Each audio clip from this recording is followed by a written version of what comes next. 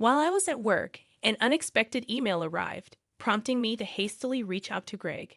In response, Greg calmly explained that he had developed feelings for another woman and had chosen to embark on a new life with her. To my dismay, he revealed his plan to take possession of the luxury car, acquired through a loan in my name. Despite my efforts to dissuade him, my husband abruptly ended our call and subsequently became unreachable. In the end, Greg disappeared with his newfound love, leaving me burdened with a substantial debt as the mother of our 10-year-old son. As I grappled with the unfair situation, I found myself at a loss, uncertain about what steps to take next. At 35 years old, my name is Hannah, and my husband, Greg, is of the same age. Our family of three, including our intelligent 10-year-old son, Ryan, faced an unexpected turn of events. Ryan, who exhibited remarkable intelligence from a young age, engaged in discussions about complex topics, leaving me in awe of his capabilities. In contrast, Greg struggled with job stability, never holding down a steady job despite my full-time employment and concerns about our future. However, there were moments of optimism as Greg managed to maintain the same job for 3 years, providing a stable income. Lately, Greg spoke of creating lasting memories as a family, leading us to decide on purchasing a $35,000 campervan. Due to Greg's inability to pass the finance company's loan review in his name, I ended up taking the loan for the campervan. Anticipation surrounded the long-awaited delivery day, but it took an unexpected turn when I received an abrupt email from Greg. In the message, he gracefully announced his intention to claim the delivered campervan, stating that, since the loan was in my name, I would be responsible for handling the repayments. Confused and desperate for answers, I immediately called my husband, only to discover the shocking truth behind his actions. He had fallen in love with another woman, and what began as a fling had unexpectedly turned serious. Contemplating a fresh start with her, Greg uttered his farewell, mentioning the divorce papers he had prepared during a previous argument. He asserted that he would file them and abruptly ended the call. It was during this exchange that I first grasped the depth of Greg's betrayal, a jolting revelation. Despite my persistent attempts to contact him, there was no response from Greg. Opening the drawer where the divorce papers were meant to be, I found them already gone, leaving me burdened with a substantial debt from a $35,000 car loan. Despite my ongoing efforts to reach Greg through emails and calls, he remained unresponsive. Returning home from work, I discovered the absence of the divorce papers. Ryan, my 10-year-old son, noticed my unusual behavior and expressed concern after dinner. "Mom, what's wrong? You haven't been eating much lately. Are you okay?" I hesitated before responding, yeah, maybe I'm just tired. When people lie, they look up to the right. Lying is bad. I've noticed Dad hasn't been home for 3 days. Did something happen between you two?" Startled by Ryan's keen observations, I took a deep breath, realizing I could no longer conceal the truth. Feeling a need to unburden myself, I decided to confide in Ryan. "I see. It's just like Dad to do something like that. Aren't you sad?" "No, I kind of understood from how things were going." Ryan, seemingly foreseeing the future, appeared nonchalant about our parents' divorce. However, I knew he must be feeling a sense of sadness deep down. Silently apologizing to Ryan in my thoughts, I worked desperately to divert my mind from the distressing events. However, my body, honest in its signals, gradually succumbed to the toll of emotional stress, and my health deteriorated. On a day when a work training session was scheduled, I found myself unable to stand up. Instead, I ended up squatting down, apologizing to my concerned colleagues and expressing my inability to continue. Despite their worried voices, I couldn't respond, eventually collapsing. When I regained consciousness, I discovered myself in a hospital room, receiving a diagnosis that warranted detailed examinations. Consequently, I was admitted to the hospital. In that vulnerable moment, tears welled up as I contemplated my predicament. Looking at the IV drip in my arm and the sterile white ceiling, I couldn't help but feel a sense of overwhelming helplessness. Amidst my despair, Ryan, typically composed for his age, rushed into the room with genuine concern.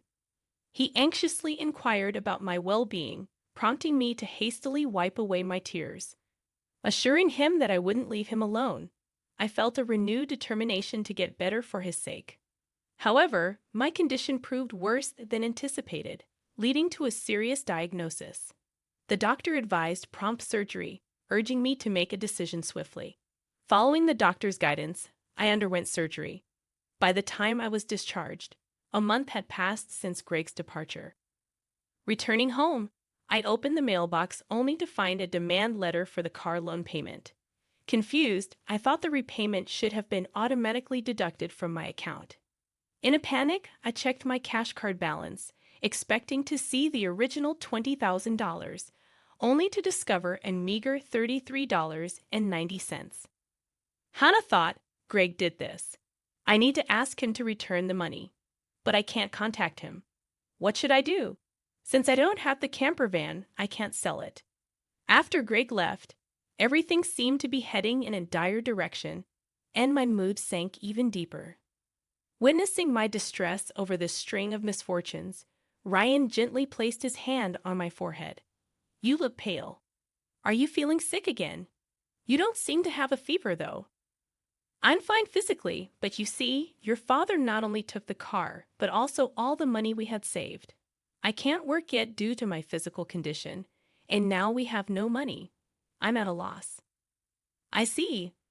Then I'll deliver newspapers, and I'll search the internet to see if there's any work I can do.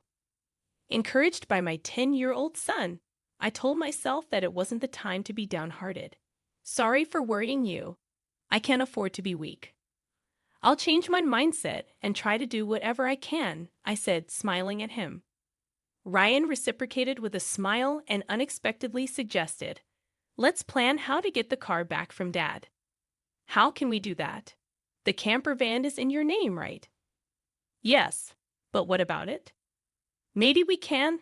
Ryan proposed an idea that I couldn't even imagine. I had never thought such an idea could exist. Also, I have no idea where your father is. Then let's check on my phone. A month ago, once when we went hiking as a family, surprisingly Ryan, who is typically very reliable, got lost during our family hike. Following his suggestion, we purchased a kid's cell phone and installed a GPS app on it, accessible to both Greg and me. With this app, I could track Dad's real-time location, and it revealed that he had been moving around a lot. Oh, is that so? But what if we find him, and he just says something vague and escapes again? I pondered aloud. In response, Ryan smiled and made an intriguing suggestion. Don't worry. I've already taken precautions. What did you just say? To my astonishment, Ryan had acted independently while I was in the hospital, achieving something unbelievable. I can't believe such a smart child came from me, I thought. Understanding Ryan's words, I was simply amazed. He had even discovered information about Greg's mistress. All right, let's teach Dad, who betrayed us, a lesson. Okay, let's start the plan right away. Together, my son and I prepared for that moment. Hannah thought, with Ryan by my side, I'm invincible. Bring it on, anywhere, anytime. 3 days later, my phone rang. Ah, it's me. Please, I need your help. Oh, who might this be? Don't play dumb. It's your husband, obviously. I'm being questioned by the police about you. At this rate, they might ask me to come to the police station voluntarily. Help me out. Oh, is that so? Just wait a moment. I immediately went with my son to where Greg was, and to my surprise, it was a forest park near our house where camping was possible. Greg was being questioned by the police in front of his car, looking bewildered. Feeling pathetic, I thought, this is the perfect moment. I sighed and requested the police to give us a moment to talk as a couple. Greg, feeling uncomfortable under the scrutiny of onlookers, urged Ryan and me to get into the car. Inside, Greg's mistress sat cross-legged, glaring at us. Apologizing for the inconvenience, I thanked them for coming but questioned why the police suddenly showed up at my place. That's because I filed a report about the missing camper van, I explained. Why would you do that?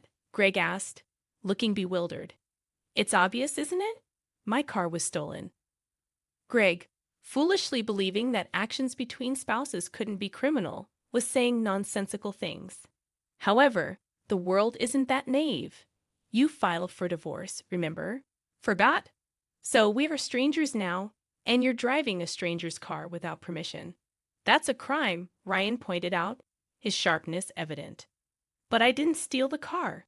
I just borrowed it for a bit, Greg insisted. Is that so? Well, I'd like to use my car now, so could you return it? That would be really helpful. I reached out my hand, asking Greg to return the keys. Reluctantly, he handed them over after confirming it was returned. Quietly, Ryan started talking. Hey, why did you abandon your family and choose to play around with this woman? Caught off guard by his son's unexpected question, Greg was flustered and awkwardly scratched his head. Seeing this, Greg's mistress chuckled smugly and chimed in. It's because I'm more attractive than your mother. Look at me, you can see it, right? He fell head over heels for me and decided to leave his family. Quiet. I didn't ask you, old lady. Dad, you answer. Ryan sternly silenced Greg's mistress. Greg remained quiet, and I pressed on. If you can't explain, that's fine. I'll just have the police come back and arrest you. Wait, hold on. Okay, I'll talk, Greg finally relented. He began explaining that Mandy had joined his company 3 months ago, and they became involved at the welcome party for new employees. Later, it was discovered that Mandy was pregnant, and Greg decided to start a new life with her, leaving us behind. Why did you take the camper van? I questioned further. I quit my job and thought about selling the car for money. But it seems like you were using it quite a bit, weren't you? I thought it was a waste to sell it right away, so we decided to go on a trip. Wait, how do you know all this? Remember when Ryan got lost? After that, as a precaution, we bought him a kid's cell phone and installed a GPS app. Did you forget? We installed it on your phone too, so I knew where you were all this time. By the way, I later found out from Ryan that he had pretended to get lost during our family hike because he wanted a cell phone. I was amazed at Ryan's ability to think and act so strategically. I suspected something was off with Dad, so I came up with this plan to monitor his actions. You really are a terrifying child. I will never become an adult like you, Dad, who betrays important people without a second thought. Greg, faced with the hard truth Ryan told, was a pitiful adult unable to offer any rebuttal. In contrast, seeing Ryan, only 10 but able to think and speak his mind firmly, gave me a sense of strength as a mother. I felt I couldn't lose, especially in settling things properly. Also, return the $20,000 you withdrew from my account right now. That was our joint property as a couple. I don't have to return it. No, it's not. That money was what I saved little by little since I was single. After all, you always quit your jobs midway, so we hardly ever saved money together. I was appalled to hear that the $20,000 had been squandered by Greg and his mistress. It was the moment I felt relieved about divorcing him. So that's how it is. But if you stole and used the car and my money, that's going to be a serious crime. What? I just sent the police away, so it's not their business anymore, right? I only said we would talk. I have no intention of withdrawing the complaint. I must add the theft of my money to the report. Mom, should I call the police now? I can do it with just one button on my phone. Mandy, Greg's mistress, had been watching our conversation but quickly tried to get out of the camper van. At that moment, she let out a scream that echoed around. The reason was that outside the car door, Mandy's parents were standing, their faces red with anger, about to explode in fury. Startled, she stepped back as her parents yelled at her.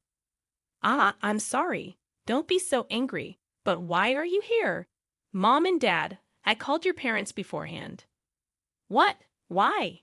The truth was, during my hospital stay, Ryan had visited Greg's office and tearfully told them, my dad left the house with a woman we don't know, and my mom collapsed. Seeing Ryan's sorrowful and frail state, the people at Greg's office suspected Mandy, who had left the company with Greg, and gave Ryan her parents' address. Greg and Mandy had been overly friendly at the office, and there were photos showing them together at the welcome party for new employees, looking like a couple. After learning from the office people that you commuted from your parents' house, they decided to inform Mandy's parents about the situation. I went there with your photo?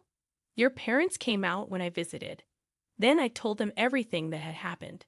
So today, I contacted Mandy's parents and asked them to wait nearby for a while. How could you do this to me? The worst. I don't want to hear that from you. That's my line. By the way, your stomach seems quite big. When is the baby due? In 3 months. What? Wait a minute. That doesn't add up with when you met my husband. You two met only 3 months ago, right? What's going on? It's not time for the baby to be born yet. Hearing this for the first time, Greg stared at Mandy with wide eyes. Wait, what does that mean? Are you stupid? Don't you get it? It takes about 9 months from conception to birth, which means the child she's carrying isn't yours. You're so foolish.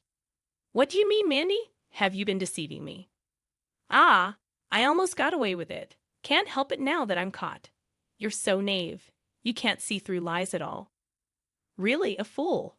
Don't mock me. My whole life is ruined because of you. What were you thinking? Greg and Mandy started an ugly argument, but nobody intervened, letting them have it out. Meanwhile, we contacted the police again to explain the situation. As it began to get dark, the forest park was brightly lit by the red lights of the police cars. No, really, I was wrong. I was truly wrong.